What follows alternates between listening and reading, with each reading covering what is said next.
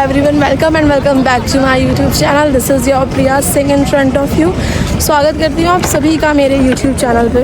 उम्मीद करती हूँ आप सब लोग बहुत बढ़िया होंगे। मैं भी बहुत अच्छी हूँ। जैसे कि आपको पता है कि मैं हूँ अभी गुजरात में और फ़िलहाल हूँ अभी सोमनाथ में। तो कल मैं यहाँ थी, कल का व्लॉग आपने देखा ही है। तो कल हम लोगों ने किए बप्पा के बहुत अच्छे दर्शन भोले बाबा के। और अभी हम लोग रात में सोए हुए, फिर इतना जल्दी हुआ हम लोगों को कि हम लोग फटाफट उठे हैं, रेडी हुए हैं, फ्रेश हुए हैं। अब हम जा रहे हैं अपनी नेक्स्ट लोकेशन पे। और मेरी नेक्स्ट लोकेशन क्या होगी ये आपको आगे वीडियोस में ही पता चलेगा, मतलब इसी वीडियो में आगे पता चलेगा। तो अभी हम आए हैं यहाँ के बस स्टॉप भाग कर। तो अभी पूजा गई है बस का पता करने कि बस कहाँ से है, क्या है।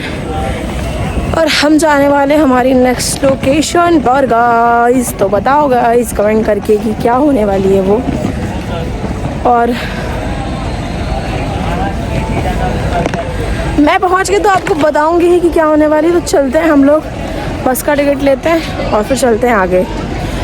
बने रहिए मेरे ब्लॉग में आगे। सामने अच्छा ये साइड। तो गाइस अभी हम माधव भाई के साथ, और ये है माधव भाई, और ये हमको बताएंगे अभी यहाँ की पूरी डिटेल्स, यहाँ का डिस्क्रिप्शन हमें देंगे कि कब कैसे क्या हुआ। तो अभी हम सुनते हैं इनके मुँह से। मेरा नाम माधव भाई है। ये सोमनाथ का पूरा इतिहास थोड़ा समझाता हूँ, बाद में कृष्ण कन्हैया वाली बात में समझाऊंगा यहाँ का क्या क्या हुआ है। तो जो हमारे यहाँ भोले बाबा का मंदिर है ना, इसका साया नहीं होता, परछाई नहीं होती। थोड़ा हिंदी कम आता है, समझ लो। हाँ बिल्कुल, परछाई नहीं होती। तो मैं कोई ओके।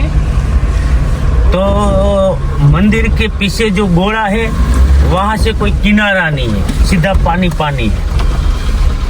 और हमारे यहाँ 12 बार सुनामी आई है, यहाँ आने वाली थी। अच्छा।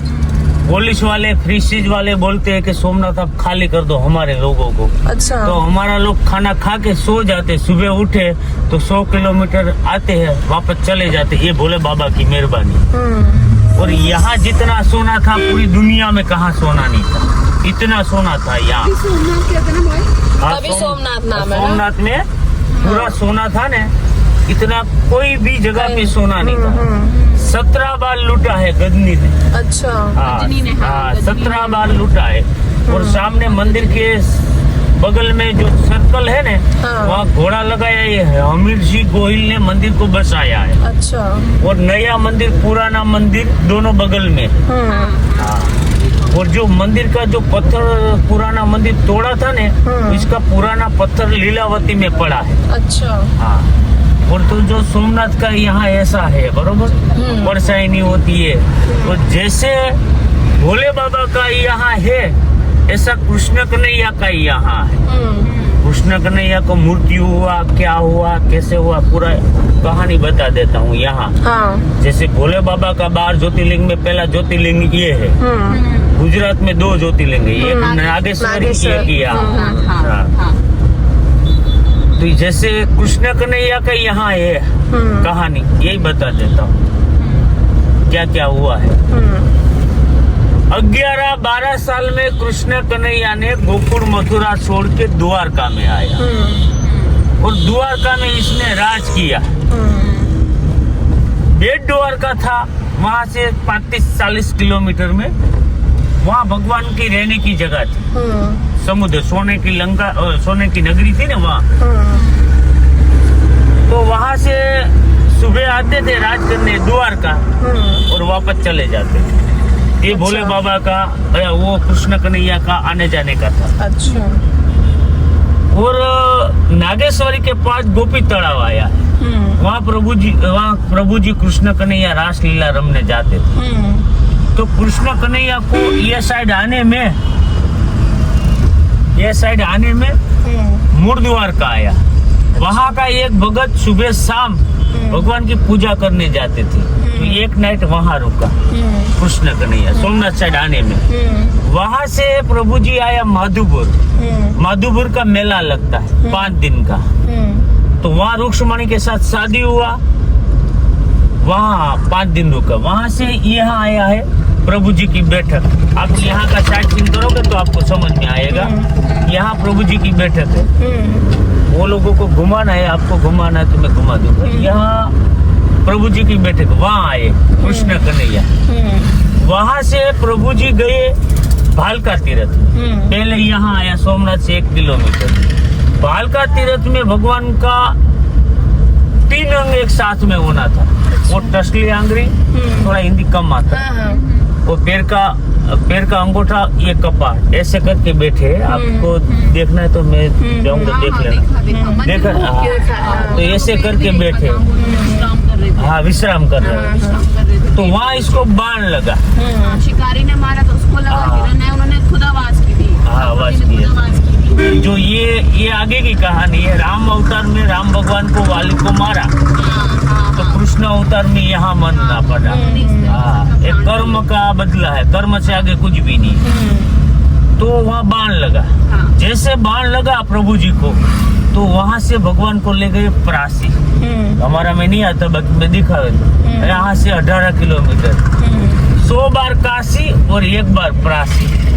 हाँ, थोड़ा ब्रेक चालू रखो। ये आप ये नदी को पहले पता चला था कि कृष्ण कन्हैया मर गई। 125 साल में कृष्ण कन्हैया मरा। ये नदी का नाम है हिरण। अच्छा। और सामने ध्वजा दिख रही है ना, वहाँ 3 नदी का संगम होता है। ये मेरी बात में आ जाएगा। वहाँ भगवान को अग्निदान दिया था जो ध्वजा के पीछे, अच्छा, वही मेरी बात में आ जाएगा। और कृष्ण कन्हैया की घरवाली का नाम है रुक्मणी।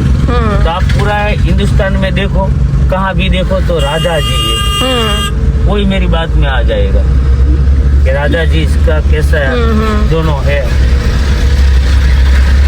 तो प्रासी ले गया, तो प्रासी भगवान को ले गए, तो वहाँ पीपल का पेड़ है, अभी सरस्वती नदी सूर्य के सामने चलती है। तो वहाँ भगवान के ले गए, तो वहाँ सब भगवान को मोक्ष मिला। जैसे भगवान को मोक्ष मिलने वाला था, तो भगवान बोला कि द्वारका वाली नगरी है नहीं डूबने वाली, ये खाली कर, ये खाली किया, भगवान को मोक्ष मिला। 125 साल में कृष्ण कन्हैया का मृत्यु हुआ। वहाँ से भगवान को लेके आया यहाँ त्रिवेणी संगम। अच्छा। 3 नदी का संगम होता है, सरस्वती, हिरण्य, कपिला। वहाँ भगवान को अग्निदान दिया। जैसे भगवान को अग्निदान दिया, हाथ पग जले, तो समुद्र की लहर आई, तो इसका दिल निकला जगन्नाथपुरी। वहाँ इसका दिल बदलता है। तो आगे वाली कहानी है, इसमें करना है तो बताऊं, तो पूरी कहानी बता देता हूँ। तो जैसे भगवान को दिल निकला जगन्नाथपुरी में, तो पहले पता चला, अभी मैंने नदी दिखाई है ना, हिरण नदी, हिरण नदी को पता चला कि कृष्ण कन्हैया मर गया। तो इसको सेहा नहीं गया, इसने संदेशा दिया समुद्र को। तो समुद्र तो सेहा नहीं गया, बिना मौसम के बारिश चालू हो गया। तो जो हमारी यहाँ वडील है ना, सब लोग रहते थे ना, तो सब लोगों को ऐसा लगा कि बिना मौसम के बारिश चालू हो गया तो कोई अनर्थ होने वाला है। पहले जमाने में मोबाइल नहीं था, ये घड़ी नहीं था, तो सब लोगों को पता चला कि भाई कोई अनर्थ होने वाला है। बिना मौसम के बारिश हो, जहाँ जहाँ भगवान रुके, गोकुल, मथुरा, जहाँ जहाँ वहाँ बारिश चालू हो गया। जैसे बारिश चालू हुआ तो सोमनाथ में पता चला कि भाई बिना मौसम के बारिश चालू हुआ तो कोई अनर्थ हुआ। तो सबको पता चला कि कृष्ण कन्हैया मर गए। तो जो हमारा हिंदी भजन में बोलते हैं उद्धव जी का, उद्धव जी संदेशा लेके जाओ, वो आपने सुना है। तो उद्धव जी को बुलाया कि आप संदेशा लेके जाओ गोकुल, मथुरा, वहाँ इसका मम्मी पापा और लोगों, रहने वाले लोगों को सबको बताओ कि कृष्ण कन्हैया मर गए। तो उद्धव जी यहाँ से संदेशा लेके जाते हैं गोकुल, मथुरा, और गोकुल, मथुरा जाके सबको बताते हैं इसका मम्मी पापा तो मर गया। तो वहाँ जैसा गोपियों को बताए, तो माहौल ऐसा हो गया, दुख हुआ। और उद्धव जी ने बोला कि भाई राधा जी जिंदा है कि मर गई? तो राधा जी जिंदा है कि मर गई? तो क्या भाई राधा जी तो जिंदा है। सुनते हैं ना आप? तो राधा जी तो एक जिंदा है। तो राधा जी के पास उद्धव जी जाते, बोलते हैं कि मैं सोमनाथ से आया हूँ, आपको कोई दर्द ना है तो एक बात बताऊं, तो कि बताओ मेरे को कोई दर्द नहीं होगा, क्योंकि हमारे बीच में कृष्ण कन्हैया नहीं है, मर गए। तो राधा जी को दर्द हुआ, दुख हुआ। बाद में राधा जी ऐसे बोली कि ये मरा नहीं है, जिंदा है। तो फिर कैसे? तो कि चलो मेरे साथ। जहाँ लाश वाली मुलाकात थी कृष्ण कन्हैया की राधा जी की, वहाँ राधा जी ले जाती। वहाँ एक कार्मिक पत्थर था बड़ा, और भगवान ये साइड आने में मोरपीस बांसुरी दोनों छोड़ के आए। अच्छा। तो वहाँ राधा जी और दोनों की लड़ाई हुई। कृष्ण कन्हैया राम का अवतार था, राक्षसों को मारने के लिए इधर आना पड़ता था। तो राधा जी इसको मना कर रही थी कि मेरे को छोड़ के मत जाओ। तो कृष्ण कन्हैया बोल रहा है मैं तेरे को छोड़ के कहाँ नहीं जाऊंगा। इसलिए राधा बोलो कि कृष्ण बोलो, दोनों प्रतिमा एक ही है। राधा की पूजा करो तो कृष्ण समाज आते हैं, कृष्ण की पूजा करो तो राधा समाज आती है। ये सब जो बात मैं कर रहा हूँ ना, वो प्रेमानंद बापू है ना हमारा, वो सब बात बता। तो जी यहाँ का इतिहास वो मैंने जो होता बता दिया। आप लोग किस लिए आए, कैसे मैं ले जा रहा हूँ, मैं तो खाली बानाधारी। तो कैसे हम मेरे को मिले, वो 4 भैया आप हम मिले, वो भगवान की मेहरबानी से मिलते। ये मैं आपको एक समझा देता हूँ, थोड़ा पॉइंट बता देता हूँ। धार्मिक नहीं रहे, सच्चे लोगों के साथ कोई आदमी खड़ा नहीं रहेगा, झूठे लोगों की भीड़ ज्यादा रहेगी। सच्चे लोगों के साथ भगवान रहता। ये कलयुग का श्लोक है।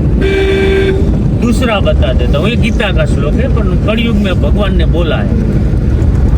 कलयुग में भगवान ने बोला है कि खाटू श्याम वाला भगवान पूजाएगा, अभी इसका नाम सब लोग ले रहे हैं। भगवान ने इसमें वरदान दिया था कि कलयुग में तेरी विजय होगा। दूसरा श्लोक बोलता हूँ कि कलयुग में कृष्ण भगवान ने ऐसा बोला कि दुख में आदमी सुख ढूंढेगा। आप लोग परेशान है, एसटी नहीं मिल रही कि कुछ भी है, तो मेरा भाड़ा 2000 चलता तो मैं 4000 बोलूँगा। और कोई मेरे को कुछ भी बात की जरूरत है और मित्र को बोला कि मेरे को यार पैसा दे 1 लाख, तो मेरा गाड़ी मकान देखेगा, बाद में बोलेगा 3 लाख ले जा, वो ये नहीं दे देगा तो ये मैं करूँ। मतलब कलयुग में सुख ढूंढेगा, दुख में सुख ढूंढेगा। ये कृष्ण भगवान ने गीता में बोला। श्लोक बताता हूँ, ज्यादा बेटी है, वो है, बहन है, कोई पण पूरा परिवार में, मित्र मंडल में ज्यादा सुधारने की कोशिश करोगे ना कोई लोगों को, ये आपका दुश्मन हो जाएगा। जहाँ मित्र मंडल, ये 4 भाई है, आप 3 है, परिवार है, कुछ भी ज्यादा कहाँ भी, इस पॉइंट बताता हूँ, जहाँ से गिनती चालू हो जाती है ना, वहां से संबंध खत्म हो जाता है। वो 3 माड़ का बंगला है, वहाँ संस्कार नहीं होते हैं ना, तो ये गिर जाता। और जो झुपड़ी में रहते हैं ना, वहाँ संस्कार होते हैं ना, तो 3 माड़ का बंगला हो जाता। 4 चीज लेडीज है कि पुरुष, सिखाने से कोई नहीं सीखते। 4 चीज जो हमारे माँ के पेट में प्राण आता है ना, लेडीज है कि पुरुष, 4 चीज साथ में आती है। पहले, महाराणा प्रताप जैसी की रानी सब लोग नहीं बन सकते, सब में कुमारी लेडीज में नहीं होती, सब में महाराणा प्रताप नहीं बन सकते, पहला पॉइंट। दूसरा, जो भगवान का गाना गाते हैं, सब लोग गाना नहीं गा सकते, सब भगवान का गाना नहीं। तीसरा, करोड़ों अब्जोपति है, कोई बोलते हैं कि भैया भूख लगी तो दान नहीं करते, क्योंकि 50 रुपया है जेब में, भैया भूख लगी तो 50 का खिला देते। सब में दातारी नहीं होती। चौथा, सबके पास संस्कार नहीं होते, सबके पास संस्कार नहीं होते। बाण लगाने, ये बात बता देता हूँ, कृष्ण कन्हैया को यहाँ किस हिसाब से बाण लगा, ये बात बता देता हूँ। सब बात का जवाब आ जाएगा, खाली आवाज देने का। राम भगवान को, राम का अवतार कृष्ण, राम भगवान को वाली को मारा था तो कृष्ण अवतार में यहाँ मरना पड़ा। तो जो राम भगवान को सुबह राज मिलने वाला था, तो रातों रात वनवास मिल गया। कई माता से कहने से राम भगवान को 14 वर्ष का वनवास मिला ने? आपने रामायण मिला ने? तो सामे का जवाब देता हूँ, सुनो। देवकी माँ और वासुदेव ने कृष्ण कन्हैया ने 7वां 8वां बालक में जन्म दिया जेल में, और नंदलाला टोपला में लेके जसोदा के घर छोड़ के आया ना। 14 साल के बाद कृष्ण कन्हैया बड़ा होके देवकी माँ और वासुदेव को जेल के छुड़ाने के लिए गए। तो देवकी माँ ने वासुदेव ने बोला कि बेटा तू तो भगवान था, हमको 10 मिनट में छुड़ा सकता था, 14 साल क्यों लगाया? बाद में कृष्ण कन्हैया ने बोला माता आपसे कहने से मेरे को 14 वर्ष का वनवास मिला था। आ गया कर्म, आ गया ना। जैसा करो ऐसा कर्म। कौशल्या माँ का प्रेम राम भगवान को 14 साल नहीं मिला। देवकी माँ का प्रेम 14 साल कृष्ण कन्हैया को नहीं मिला, और जसोदा माँ का मिला। आ गया ना? आ गया ना?